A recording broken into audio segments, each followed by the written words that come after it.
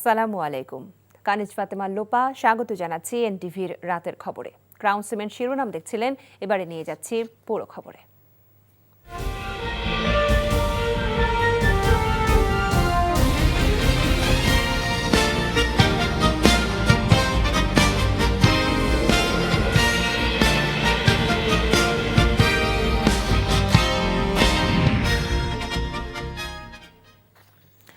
দেশের 299টি সংসদীয় আসনের ব্যালট পেপার সহ প্রয়োজনীয় নির্বাচনী সরঞ্জাম জেলায় জেলায় পৌঁছে গেছে জানিয়ে নির্বাচন কমিশন সচিব আক্তার আহমেদ বলেছেন, ভোট গ্রহণের জন্য কমিশন প্রস্তুত।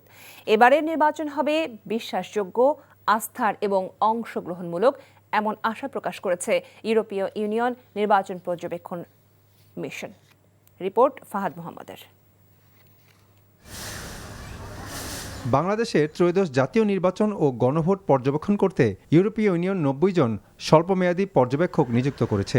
এই স্বল্পমেয়াদী পর্যবেক্ষকরা ভোট কেন্দ্র খোলা, ভোট গ্রহণ, ভোট কেন্দ্র বন্ধ, ব্যালট গণনা এবং ফলাফল তালিকাভুক্ত করার প্রক্রিয়া পর্যবেক্ষণ করবেন। রাজধানীর একটি হোটেলে এক সংবাদ সম্মেলনে ইউরোপীয় ইউনিয়ন নির্বাচন পর্যবেক্ষক মিশনের প্রধান ও ইউরোপীয় পার্লামেন্টের সদস্য ইভার্স ইজাবস জানান, এখন পর্যন্ত পরিবেশ যথেষ্ট ইতিবাচক। এই নির্বাচনের মাধ্যমে বাংলাদেশের ইতিহাস ও গণতন্ত্রে একটি নতুন অধ্যায় রচিত হবে বলে আশা প্রকাশ করেন তিনি। In all the districts and regions of the country, and the general atmosphere is very hopeful, in a sense that, most of our interlocutors have emphasized that this should be a new page in the Bangladeshi history and of Bangladeshi democracy. And that's why I have to say, of course, there are many issues that have been discussed in all the regions, but the general atmosphere and the general expectations are very hopeful. এদিকে রাজধানীর hotel ইন্টারকন্টিনেন্টালের নির্বাচন উপলক্ষে বিদেশি গণমাধ্যম কর্মীদের জন্য স্থাপন করা হয়েছে মিডিয়া সেন্টার। বিদেশি সাংবাদিকদের পেশাগত কাজে সহায়তা করতে মিডিয়া সেন্টারের উদ্বোধনী অনুষ্ঠানে অংশ নিয়ে নির্বাচন কমিশন সচিব জানান, 299 আসনের ব্যালট সহ ভোট সামগ্রী জেলায় জেলায় পৌঁছে গেছে। ভোট গ্রহণের জন্য প্রস্তুত কমিশন। বিকাল 4:30 পর্যন্ত ভোট হবে, 4:30 পর থেকেই রেজাল্ট আসবে এবং এই পাবলিকেশনের জন্য, রেজাল্টগুলোকে পরিচিত করার জন্য নির্বাচন কমিশনে আমরা যে দায়িত্বটা আছে আমরা রেডি করেছি। তবে কোনো অবস্থাতেই এটা দীর্ঘায়িত হবে না, কার্যত যতটুকু সময় দরকার, কেননা ব্যালট যতগুলো হয়েছে ততগুলো গুনতে হবে, সে গোনার জন্য যতটুকু সময়। যে কোনো অপতথ্যের বিষয়ে সবাইকে দায়িত্বশীল ভূমিকা রাখার আহ্বান জানান ইসি সচিব। Fahad Mohammad, NTV news, Dhaka. সংসদ নির্বাচন ও গণভোটের ফলাফল একসাথে গণনা করা হবে বলে জানিয়েছেন নির্বাচন কমিশনের অবসরপ্রাপ্ত ব্রিগেডিয়ার জেনারেল আবুল ফজল মোহাম্মদ সানাউল্লাহ। নির্বাচন কমিশন ভবনে নির্বাচনের সার্বিক প্রস্তুতি নিয়ে ব্রিফিংয়ে তিনি বলেন, ফলাফলের জন্য ন্যূনতম সময়ের 1 সেকেন্ডও বেশি নেওয়া হবে না। এছাড়া এবারের প্রথমবারের মতো বডি অন ক্যামেরা ও ড্রোন ব্যবহার করা হবে নির্বাচনে। শিউলি রায়ের রিপোর্ট। দরজায় কড়া নাড়ছে ত্রয়োদশ জাতীয় সংসদ নির্বাচন ও গণভোট। শেষ মুহূর্তে ব্যস্ত সময় পার করছে নির্বাচন কমিশন। মঙ্গলবার বিকেলে নির্বাচনের সার্বিক পরিস্থিতি নিয়ে গণমাধ্যমের সঙ্গে কথা বলেন নির্বাচন কমিশনার আবু ফজল মোহাম্মদ সানাউল্লাহ। বলেন, নির্বাচনের ফলাফল ঘোষণা নিয়ে কোনো তাড়াহুড়া করা হবে না। গণনা কার্যক্রম একই সাথে শুরু হবে, তা না হলে দেখা যাবে জাতীয় সংসদ নির্বাচনের ফলাফল পাওয়ার পরে এজেন্টরা দৌড় মেরে চলে গেছে, আর কেউ থাকবে না। আবার যদি আপনি গণভোটের ফলাফল আগে ডিক্লেয়ার করেন, অস্থিরতা তৈরি হবে বাইরে। সো আমরা দুটোর কোনোটাই করতে চাই না, একসাথে করব। কমিশনার জানান, বিকেল 4:30টার পরও কেন্দ্রে অপেক্ষমান ভোটাররা ভোট দিতে পারবেন। সারা দেশে যেসব ভোট কেন্দ্রে সহিংসতা হবে সেখানে সার্বিক পরিস্থিতি বিবেচনা করে কমিশন সিদ্ধান্ত নেবে বলেও জানান তিনি। ভোট গ্রহণ অনুষ্ঠিত হবে সকাল 7:30 থেকে বিকেল 4:30 পর্যন্ত। তবে বিকেল 4:30টার পরেও যদি কেন্দ্রের চৌহদ্দির মধ্যে অপেক্ষমান ভোটার থাকে, তাহলে আইন অনুযায়ী তাদেরও ভোট সম্পন্ন করা হবে। আর নির্বাচনে আইন শৃঙ্খলা পরিস্থিতি নিয়ন্ত্রণে রাখতে প্রথমবারের মতো বডি অন ক্যামেরা, ড্রোন সহ নানা গুরুত্বপূর্ণ সিদ্ধান্ত নিয়েছে ইসি। আইন শৃঙ্খলা রক্ষার্থে প্রথমবারের মতো এবার ইউএভি, আনম্যান্ড এরিয়াল ভেহিকেল ব্যবহার করা হচ্ছে, ড্রোন ব্যবহার করা হচ্ছে, বডি অন ক্যামেরা ব্যবহার করা হচ্ছে।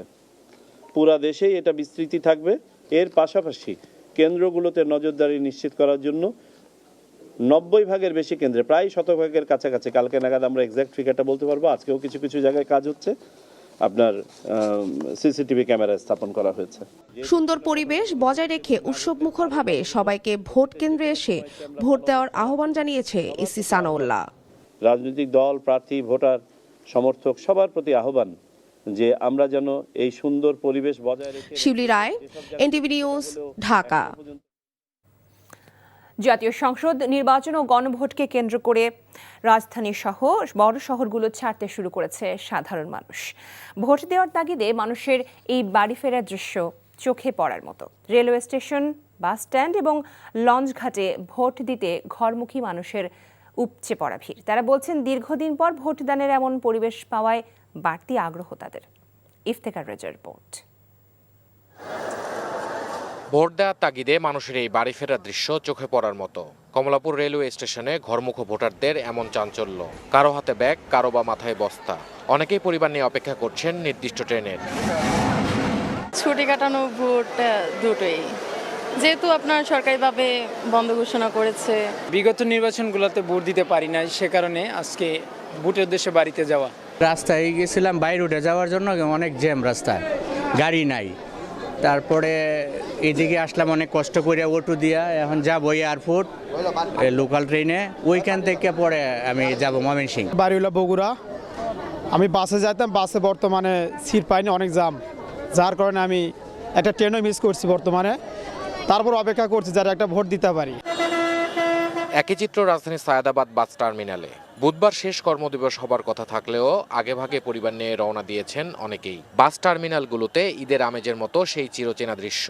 ঢাকা শাস্তির নির্বাচনের যে আনন্দমুখর উৎসব, ঈদের উৎসবের মতো লাগতেছে। ভোট দেওয়ার জন্য সবাই বাসা যাচ্ছে, কিন্তু এখানে যে অবস্থা, এত ভিড়, প্লাস গাড়ি পাওয়া যাচ্ছে না।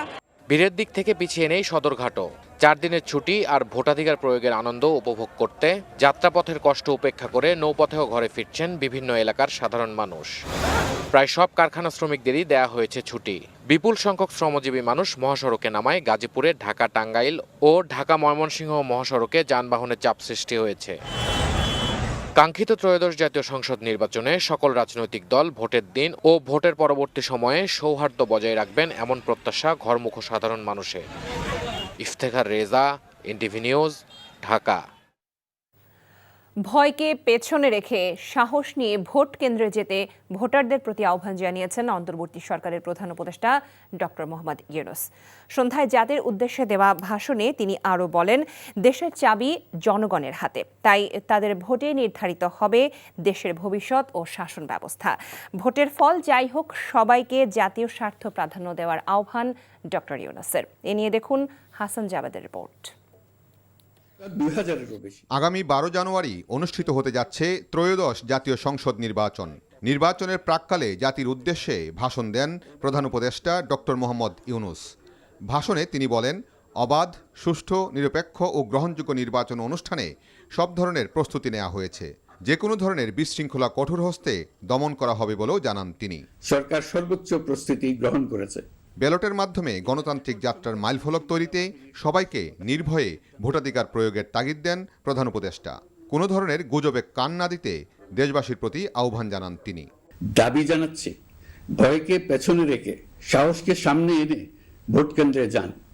আপনার একটি ভোট শুধু একটি সরকার নির্বাচন করবে না, এটি 17 বছরের নিরাপত্তার জবাব দেবে, বাধাহীন ফেসিবাদের জবাব দেবে, জাতিকে নতুনভাবে গঠিত করবে এবং প্রমাণ করবে এই দেশ তার তরুণ ও নারী এবং সংগ্রামী জনতার কণ্ঠ আর কোনো দিন হারাতে দেবে না। কেউ কোনো ধরনের বিশৃঙ্খলা, সহিংসতা, ভয়ভীতি প্রদর্শন, কেন্দ্র দখল, ভোটে প্রভাব বিস্তার করা কিংবা উস্কানিমূলক কর্মকাণ্ডে জড়িত না হয়। কেউ যেন সোশ্যাল মিডিয়াতে বা অন্য কোনোভাবে গুজব না ছড়ায়। রাষ্ট্র কোনোভাবেই এই ধরনের আচরণ সহ্য করবে না। জুলাই জাতীয় সনদ বাস্তবায়নে ভোটারদের গণভোটে সুচিন্তিত মতামত দিতেও আহ্বান জানান তিনি। বলেন, গণভোটের মাধ্যমেই আগামীর শাসন ব্যবস্থা নির্ধারিত হবে। আপনার মূল্যবান ভোট দিয়ে নতুন বাংলাদেশ গড়ার দরজা খুলে দিন। দেশের চাবি আপনার হাতে, সেই চাবিটি সঠিকভাবে ব্যবহার করুন। একটি অবাধ, সুষ্ঠু ও বিশ্বাসযোগ্য গণভোটের মাধ্যমে আমরা প্রমাণ করব বাংলাদেশের জনগণ নিজেদের ভবিষ্যৎ নিজেরাই নির্ধারণ করতে জানে। প্রধান উপদেষ্টা বলেন, এবারে নির্বাচনে 51টি রাজনৈতিক দল এবং 2000-এর বেশি প্রার্থী প্রতিদ্বন্দ্বিতা করছেন, যা বাংলাদেশের ইতিহাসে রেকর্ড। বলেন, কিছু সহিংসতা ছাড়া নির্বাচনী প্রচারণা শান্তিপূর্ণ হয়েছে। তাই রাজনৈতিক দল, প্রার্থী এবং ভোটারদের প্রতি কৃতজ্ঞতা জানান তিনি। Hasan Javed, NTV news, Dhaka. অন্তর্বর্তী সরকারের উপদেষ্টাদের সম্পদের বিবরণী প্রকাশ করা হয়েছে। আজ মন্ত্রিপরিষদ বিভাগ থেকে এটি প্রকাশ করা হয়। গত 30 জুন পর্যন্ত প্রধান উপদেষ্টা অধ্যাপক মোহাম্মদ ইউনূসের মোট পরিসম্পদ ছিল 15,62,44,065 টাকা, যা এক বছর আগে ছিল 14,1,39,673 টাকার। অর্থাৎ এক বছরে প্রধান উপদেষ্টার সম্পদ বেড়েছে 1,61,04,392 টাকা। সঞ্চয়পত্র, নগদায়ন, সঞ্চয়ী বা মেয়াদি আমানত বৃদ্ধি, উত্তরাধিকার সূত্রে পাওয়া শেয়ার ইত্যাদি কারণে মোট সম্পদ বেড়েছে বলে তিনি জানিয়েছেন। প্রধান উপদেষ্টা শ্রী আফরোজি ইউনূসের মোট পরিসম্পদ 1,67,63,360 টাকা, যা আগের অর্থ বছরে ছিল 2,11,77,274 টাকা। সে হিসেবে এক বছরে তার সম্পদ কমেছে 84,13,914 টাকা। আয়কর আইন অনুযায়ী একজন করদাতার মালিকানাধীন স্থাবর, অস্থাবর, আর্থিক ও মূলধনী সম্পত্তির সমষ্টি হল পরিসম্পদ। সমুদ্রনগরী কক্সবাজারে আকিজ অ্যাগ্রো ফিড লিমিটেডের 2 দিনব্যাপী বার্ষিক সেলস কনফারেন্স অনুষ্ঠিত হয়েছে। গেল 6 ফেব্রুয়ারি কক্সবাজারের একটি হোটেলে সারা দেশ থেকে আসা প্রায় 250 জন বিক্রয় প্রতিনিধির উপস্থিতিতে সুপারহিট সেলস মিট শীর্ষক এই সম্মেলনের উদ্বোধন করেন আকিজ রিসোর্সের চেয়ারম্যান ফারিয়া হোসেন এবং ব্যবস্থাপনা পরিচালক ও সিইও শেখ জসিমউদ্দিন। অনুষ্ঠানে আরও উপস্থিত ছিলেন আকিজ অ্যাগ্রো ফিড লিমিটেডের CEO ATM Habibullah, Akij resources chief business development officer তৌফিক হাসান, ক্লাস্টার CFO কাজী মোত্তাকিন হোসেন সহ আকিজ অ্যাগ্রো ফিড লিমিটেডের ঊর্ধ্বতন কর্মকর্তারা। সম্মেলনে বিক্রয় প্রতিনিধিদের ব্যক্তিগত কৃতিত্বের স্বীকৃতি প্রদান করা হয়। বিদ্যুৎ, জ্বালানি ও খনিজ সম্পদ উপদেষ্টা ফাউজুল কবির খান বলেছেন, অন্তর্বর্তী সরকারের মেয়াদ সুনির্দিষ্ট না হওয়ায় বিদ্যুৎ ও জ্বালানি খাতে কাঙ্ক্ষিত বিনিয়োগ আসেনি। পরবর্তী সরকার স্থিতিশীল হবে এবং মেয়াদ পূর্ণ করতে পারবে বলে আশা ব্যক্ত করেন তিনি। মঙ্গলবার বিদ্যুৎ ভবনের সংবাদ সম্মেলনে এসব কথা বলেন বিদ্যুৎ ও জ্বালানি উপদেষ্টা। এ সময় তার দায়িত্বপ্রাপ্ত বিভিন্ন মন্ত্রণালয়ের গৃহীত কার্যক্রম তুলে ধরেন। তিনি বলেন, উন্মুক্ত দরপত্রের মাধ্যমে বিদ্যুৎ বিভাগকে দুর্নীতিমুক্ত করা হয়েছে।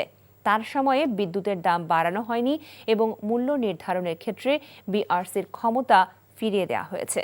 অন্যদিকে জ্বালানি বিভাগের ক্ষেত্রেও ব্যয় সাশ্রয় করা সহ বিদেশি ঋণ পরিশোধ করা হয়েছে বলে জানান জ্বালানি উপদেষ্টা। এই ছিল রাতের খবরে। এই খবরের ভিডিও সহ আপডেট জানতে ভিজিট করুন NTV অনলাইন www.ntvbd.com। এছাড়াও NTVর জনপ্রিয় সব অনুষ্ঠান ও খবরের আপডেট জানতে ভিজিট করুন আমাদের ইউটিউব ও ভেরিফাইড ফেসবুক পেজ। রাত 1টায় মধ্যরাতের খবর দেখার আমন্ত্রণ জানিয়ে বিদায় নিচ্ছি। সবাইকে ধন্যবাদ এতক্ষণ সাথে থাকার জন্য। শুভরাত্রি।